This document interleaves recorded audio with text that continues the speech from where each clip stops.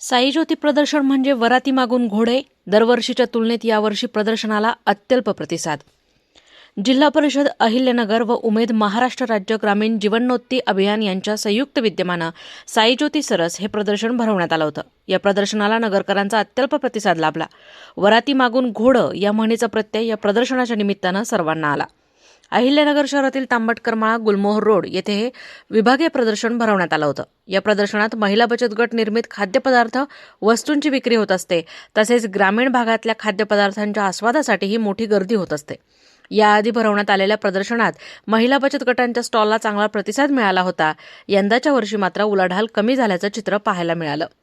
साई ज्योती प्रदर्शन हे नेहमी जानेवारी महिन्यात भरवलं जातं, मात्र यंदाच्या वर्षी थेट मार्च महिन्यात भरवण्यात आलं.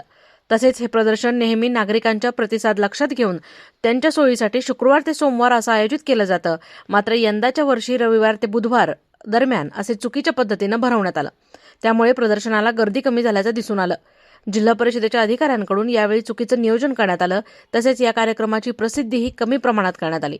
त्याचा परिणाम प्रदर्शनातील नागरिकांच्या सहभागावर आणि पर्यायाने प्रदर्शनातील उलाढालीवर झालेला पाहायला मिळाला. प्रतिनिधी दीपक कासवा, अहिल्यानगर.